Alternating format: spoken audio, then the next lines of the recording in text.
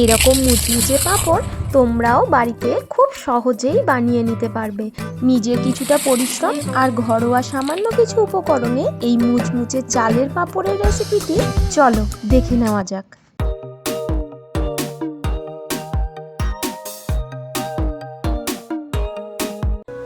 বর্ষাকাল বাদ দিয়ে যে কোনো সময়ে তোমরা এই পাঁপড়টা তৈরি করে নিতে পারবে। সেজন্য এখানে আমি 1 বাটি চালের গুঁড়ো নিয়েছি। যে বাটিতে করে চালের গুঁড়ো নেব সেই বাটির মাপ করেই আমি জলটারও মাপ করব। প্রথমে আমি এখানে 5 বাটি জল দিয়ে দিলাম। জলটা নর্মাল টেম্পারেচারের জল, আর গ্যাসটা কিন্তু আমি এখনও জ্বালাইনি। এবার জলটাকে চাল গুঁড়োর সাথে খুব ভালো করে মিশিয়ে নিচ্ছি যাতে কোনো রকম দানা বেঁধে না থাকে। এবার গ্যাস জ্বালিয়ে কড়াইটাকে বসিয়ে দিলাম। অনবরত নাড়াচাড়া করে যেতে হবে যাতে কড়াইয়ের তলায় চালের গুঁড়োটা লেগে না যায়।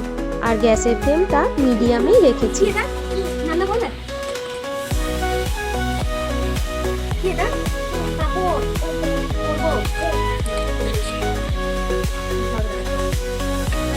এক 1.5 মিনিটের মধ্যেই মিশ্রণটা অনেকটাই ঘন হয়ে গেছে। এখন আবারও ওই একই বাটির মাপ করে আরও 2 বাটি জল এর মধ্যে দিয়ে দেব। আবারও ভালো করে নাড়াচাড়া করে যেতে হবে, আর অবশ্যই গ্যাসের ফ্লেমটাকে মিডিয়ামেই রাখতে হবে।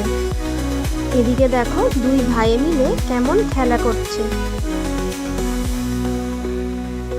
আরও কিছুক্ষণ পর মিশ্রণটা দেখো আবারও আগের মতনই ঘন হয়ে গেছে।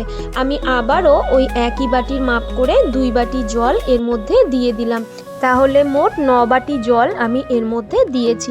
তবে একেবারেই 9 বাটি জল দিয়ে দিলে হবে না, এইভাবেই মাঝে মাঝে একবার করে জলগুলো দিতে হবে। আরও কিছুক্ষণ পর মিশ্রণটা একটু ঘন হয়ে গেলে গ্যাসের ফ্লেমটা অফ করে দিয়েছি, আর 1 চা চামচ লবণ এর মধ্যে আমি অ্যাড করে দিলাম। কিছুটা পরিমাণ চিলি ফ্লেক্স এর মধ্যে দিয়ে দিলাম। তোমরা ঝালটা নিজেদের স্বাদ অনুযায়ী দেবে, বেশি কম করতেই পারো। কিছুটা পরিমাণ কালো জিরেও দিয়ে দিলাম, এতে দেখতে ভালো লাগবে পাঁপড়টা। আর কিছুটা ধনেপাতা একদম কুচি করে কেটে নিয়েছি, এর উপরে দিয়ে দেব।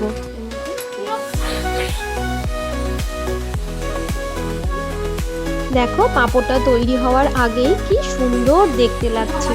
এবার সমস্ত উপকরণ ভালো করে মিশিয়ে কিছুক্ষণ রেখে দেব ঠান্ডা হওয়ার জন্য। দেখো মিশ্রণটা আগে থেকে অনেকটা গাঢ় হয়ে গেছে। এবার পাঁপড়গুলো আমি দিয়ে নেব। তোমরা আশা করি দেখে বুঝতেই পারছো মিশ্রণটা আমি কতটা ঘন করেছি।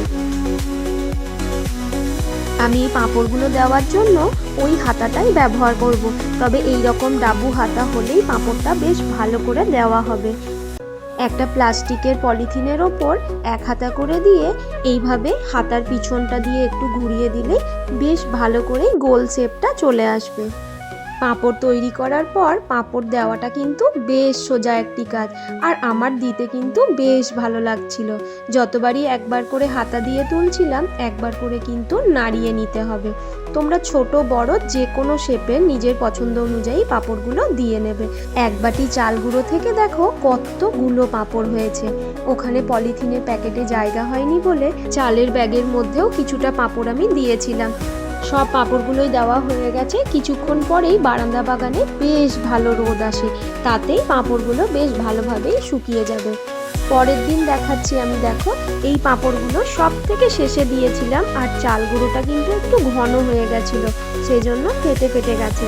যেটা দ্বিতীয়বারে দিয়েছিলাম সেই পাঁপড়টা কিন্তু বেশ ভালো করে শুকিয়ে গেছে। আর যেটা একদম প্রথমে দিয়েছিলাম হঠাৎ করেই সন্ধ্যের মধ্যেই দেখি পাঁপড়গুলো নিজের থেকেই প্যাকেট থেকে ছেড়ে এসছে। চালের পাঁপড়টা আমার বেশ কয়েকবার তৈরি করা হলো। বেশ কয়েকবারের পাঁপড় তৈরির অভিজ্ঞতা থেকে বলছি, পাঁপড়ের ব্যাটারটা খুব বেশি গাঢ় করলেও হবে না, আবার খুব বেশি পাতলা করলেও ছাড়তে চাইবে না। আর পাঁপড়টা ঠান্ডা করার সঙ্গে সঙ্গেই যতটা তাড়াতাড়ি পারা যায় দিয়ে দিতে হবে। দেখো এটা দ্বিতীয়বারের পাঁপড়, ছাড়াতে একটু কষ্ট হচ্ছে, তবে সবকটাই কিন্তু ছেড়ে গেছিল। 1 বাটি চাল থেকে বেশ অনেকগুলো পাঁপড় হয়েছে। আমি গতকাল অনেকগুলো পাঁপড় ভেজে খেয়েও ফেলেছি। আজ তোমাদেরকে পাঁপড়গুলো ভেজে দেখাবো যে কেমন হয়েছে। একদম পাতলা কাচের মতো পাঁপড়গুলো হয়েছে। এবার পাঁপড়গুলো ভেজে নেওয়া যাক। পাঁপড়গুলো আমি সানফ্লাওয়ার তেলেই ভেজে নিচ্ছি। দেখো তেলে দেওয়ার সঙ্গে সঙ্গেই পাঁপড়গুলো কেমন ফুলে উঠছে আর এতটা মুচমুচে হয়েছে। এই পদ্ধতিতে তোমরাও খুব সহজে চালের পাঁপড় বাড়িতে বানিয়ে নিতে পারবে। খেতে কিন্তু দুর্দান্ত হয়।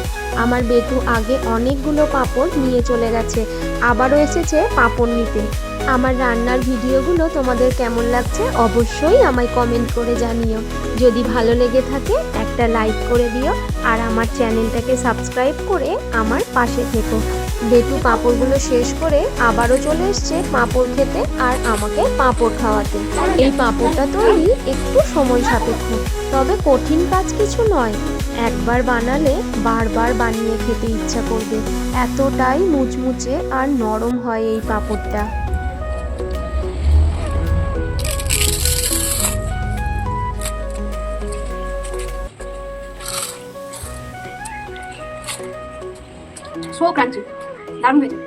আজকের মতো ভিডিওটা এখানেই শেষ করলাম।